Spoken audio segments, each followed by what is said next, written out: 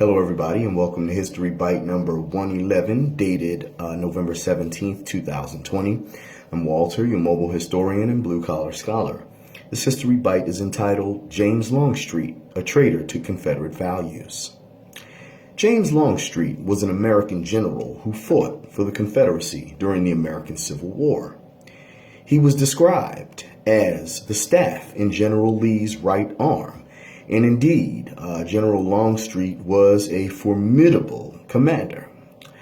But he is one you rarely hear about, especially in comparison to other Confederate generals such as Robert E. Lee himself, Stonewall Jackson, Braxton Bragg, Jubal Early, and a litany of others. And you may be wondering, why is that? Well, James Longstreet, unlike many former Confederate generals, took a very different path after the Civil War ended.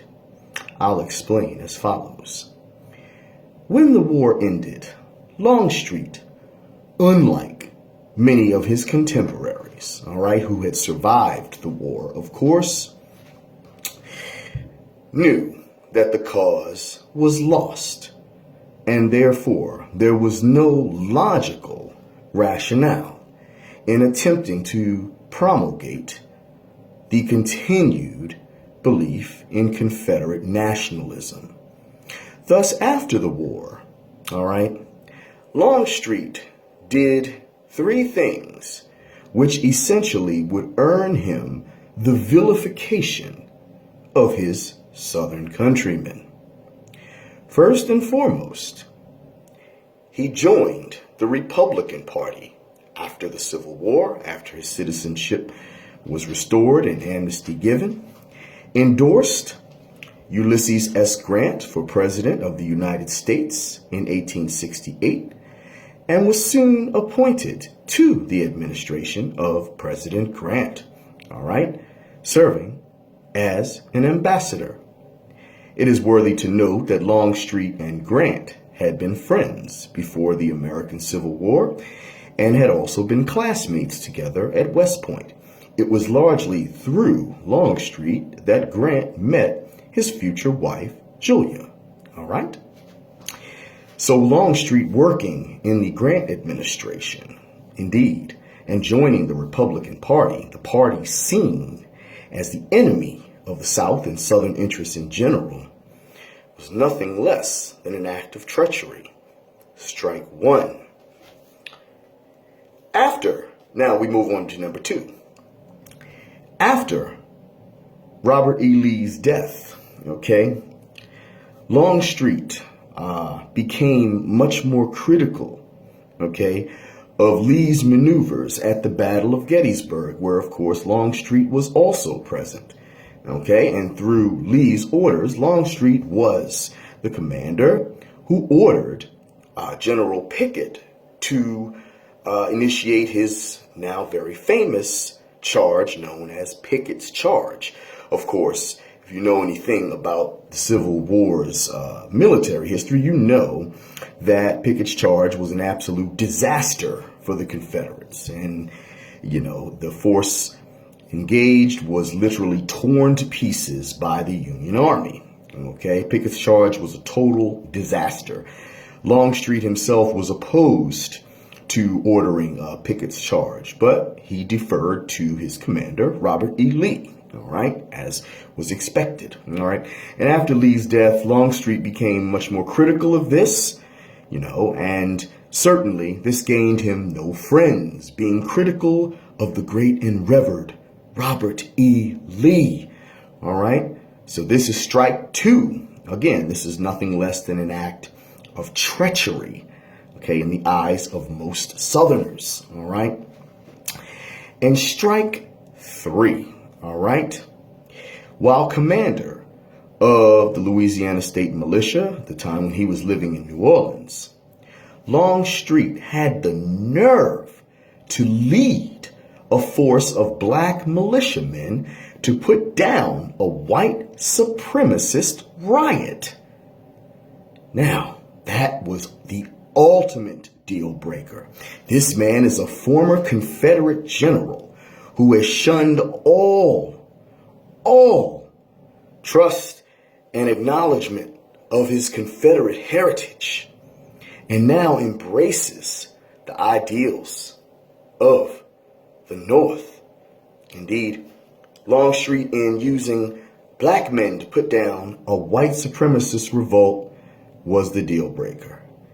Arguably, it was at that point that Longstreet and his former Confederate countrymen got a divorce. From that point forward, Longstreet, all right, as we moved into the 1880s and 1890s, Longstreet would be ultimately vilified, okay, by the Lost Cause movement, you know, those historical revisionists from the South who wish to paint the Civil War as ultimately about something else other than slavery, but we'll leave them in their fantasy world. Longstreet was painted as a traitor, a race traitor, all right, painted as turning his back on his Southern countrymen to become a scallywag, carpetbagger for the North, okay? And at the time, these were very, very serious and degrading insults to be thrown at a former Southern general, former Confederate general who indeed had risked life and limb in the field of battle for the Confederacy. Now, make no mistake about it, Longstreet was no advocate for racial equality, but he was willing to engage in biracial politics, as it were, to keep the South from essentially being absolutely destroyed any further by the North. Now, Longstreet himself urged cooperation with the North so that, okay, the Southern whites would essentially still be able to control matters rather than having that authority be in the hands of the recently freed blacks, okay? This is not to suggest, again, that Longstreet harbored any particular animus toward blacks after the war. How he felt before the war is irrelevant as far as I'm concerned. People can certainly change.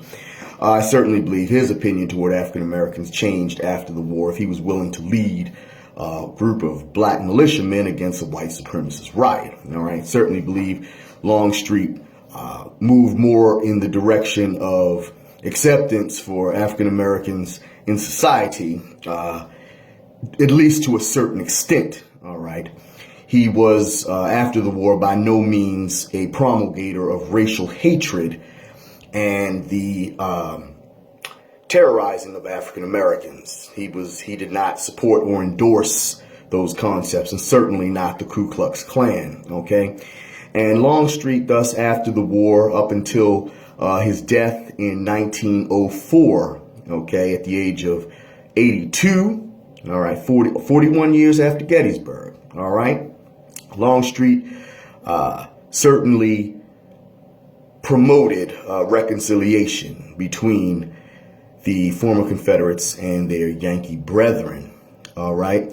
He spent, much of the final years of his life attempting to defend his reputation against assault by the Lost Cause movement in the South. And the reason he had to do that, quite simply, aside from the other three reasons that I just gave you, was the fact that he told the truth. In his memoirs, Longstreet would write that he could recall no other reason or motive for secession from the United States by the South other than slavery. And so, once he made that clear and obvious statement of truth, the South really, really wanted nothing more to do with him. And that's why, folks, you see very, very few acknowledgments of Longstreet, okay, where you see monuments to Lee and Jackson and Jefferson Davis and others everywhere throughout the South. And some places you might see monuments to them in the North, too, for whatever reason, I don't know. But, you don't see that to Longstreet hardly anywhere. As a matter of fact, it was only in 1998, all right, that he was finally given a monument at Gettysburg, okay? And that was largely through private funds, not public funds, all right? So the sum of it all is that because Longstreet, all right, decided to join the Republican Party and work under Ulysses S. Grant, thus an administration that favored Reconstruction and the advancement of black equality. He dared criticize Lee's strategies at Gettysburg and ultimately dared to lead a force of black militiamen to put down a white supremacist riot, okay? Not to mention that he told the truth about the real reason the South ultimately seceded from the United States. James Longstreet is a very vilified man in the South, okay? And it took many, many years for his reputation to be raised. And to this day, in the South, you will still get very, very mixed opinions about him. The average Southerner that knows anything about the man probably does not hold him in very high regard, all right? Arguably, Longstreet's reputation is much better in the North, as he is seen as someone who encouraged national unity and even racial reconciliation to a small extent.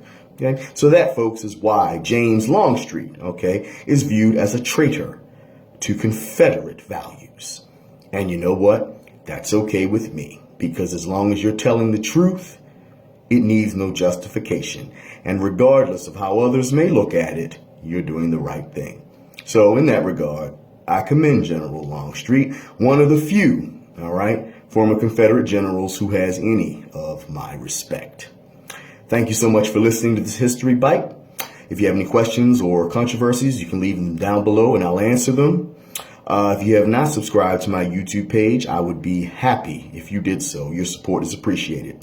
Take care, stay safe out there, and I'll talk to you at the next one. Peace.